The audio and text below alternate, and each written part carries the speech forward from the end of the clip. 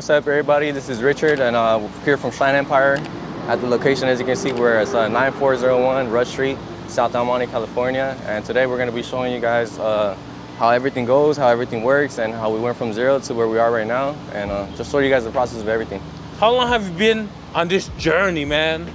It's been a long journey, to be honest with you, man. I want to say I started this 2019, end of 2019, really picked it up in 2020. 2021 had a real bad year, you know, and basically it's just good and bad, and here we are now. What made you want to start this detailing business? To change my life, really, man, you know. Not just that, but to be able to say that I have something on my own, that I own something, you know. Where did the idea come from? YouTube? No doubt, like YouTube, seeing a couple of young entrepreneurs, you know, just being able to see that it's actually possible. You put in the work. All right, so let's show you guys the shop real quick, man. How long have you been here? So I've been here like August, really when we started kicking up right here in August, so about 5 months now. Okay.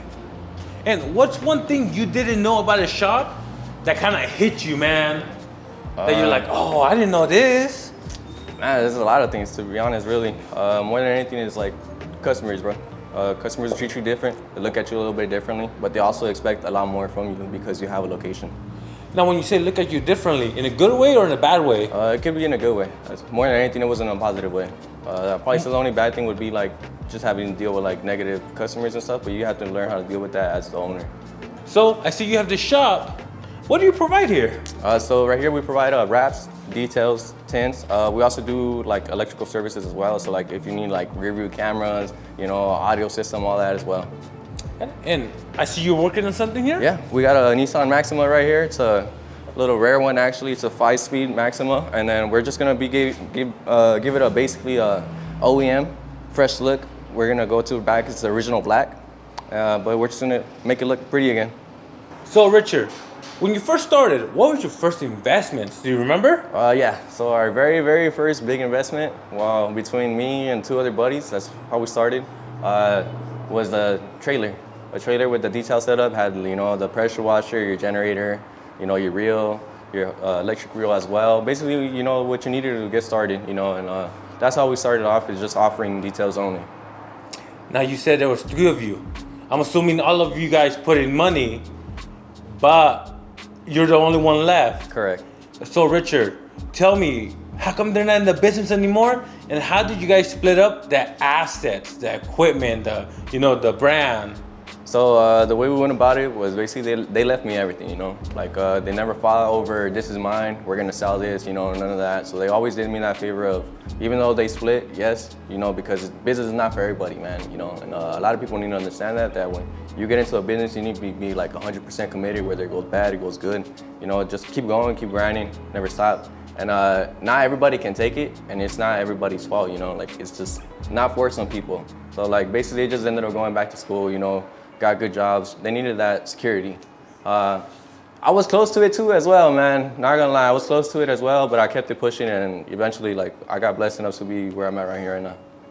There's a lot of people out there that want to start detailing business or any business, and you just said you even felt like quitting at some point. What do you think are some tough things entrepreneurs go through that maybe you didn't know when you first started? Man, I give you guys an example, dude. It's like when always expect the unexpected, man. So an example for us was when I lost my final partner so I got sick with COVID for about 2 months. That's like, that'll ruin your business right there alone, especially when you're working it yourself, you're self-employed. Right after I got sick with COVID, transmission also blew out, you know. Transmission blew out, and then our pressure washer gave out, dude, so it was like just blow after blow after blow on us, you know. So that's why I say I don't blame nobody for quitting business, because it's hard, you know. So what made you want to continue this? What made me want to continue it was, like I said before, like I always want to have something on my own. Something that I said I started from the bottom that I never gave up on, you know, and like basically this is it right here. It's like now or never for me, you know. I'm at the age where it's kind of like, it's a turning point for me. All right, Richard.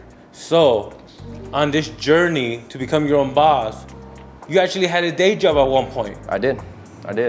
How did you go from part-time to full-time, and when did you make that jump? So I was pushed more than anything by my job. So I heard one time somebody say, if you want to make your business happen, keep your day job until you hate it so much that you gotta make your hustle happen, you know?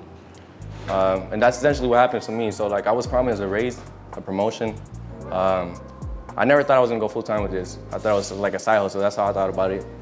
Basically, they were supposed to give me a promotion, a raise. They promised it, started training me for 2 weeks. Then they brought in another guy, I gave it to him.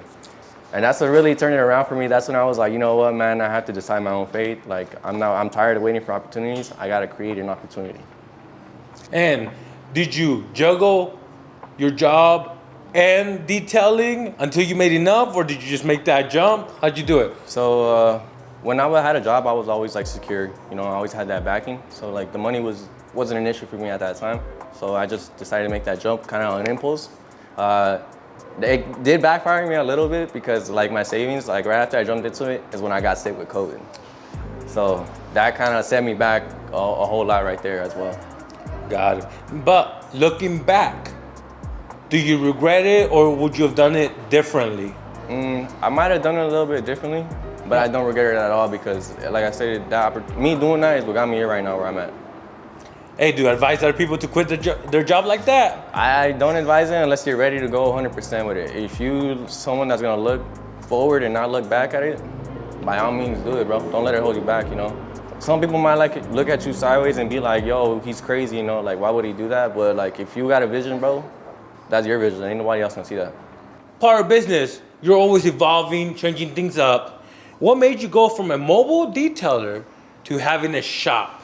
Really, what did it for me was the wraps more than anything because I can't do mobile wraps. Like there's guys that do it, but the quality is not gonna be the same. So that's really what pushed me to get into a shop was the fact that I'm doing wraps now and I want to offer more services. I basically just wanted to keep growing. And now, what happened to the mobile service? Are you still doing it? No, so since it's just me myself doing all this, I had to let go of the mobile service because I don't have nobody to go out there for me. So in a sense, that presented a new struggle, which was changing my clientele list basically because everybody I had was mobile. Yes, some of them came for me for wraps and still willing to come here for details as well. And I appreciate those clients more than anything, man, because you guys are real ones right there. But yeah, that was a struggle. It's changing the clientele list basically, starting from zero again. And you say change the clientele. What kind of clientele are you talking about? So I had to change I had to get more wraps. More than anything, I had to get more wraps in here because now I'm at a location. So people took me more serious because I was offering wraps and they're like, oh, he has a shop? Perfect, he's legit, you know, versus like as opposed to having them come to my house, you know, where people are gonna expect a bigger discount because you're at home. Even though the service, the quality, everything's the same. All right, Richard, last question. Your goals moving forward. You have 4 years in the game, you already have a shop, you're building a network of other detailers and teams. What's your goal, man? What can people expect from Shine Empire in the future? To be a brand name, you know. That's really what I want to be is a household name. Like when people say like, hey, you know about that shop over there? All I want to hear is good things. That's really my goal, to give the best possible service. Just keep growing the business, you know. Keep growing the network as well, you know, because I want to help other people out as well because I know what the struggles are. I know what it's like to, you know, not have anything. But I would like to know, where are you at with your business? Is it a side hustle? Is it a phase? Is it full time? Are you all in or are you all out? Let me know on the comments down below. Let me know. And if you want to keep following me on my journey, let me know, like and subscribe. This is only the first one and we got more coming.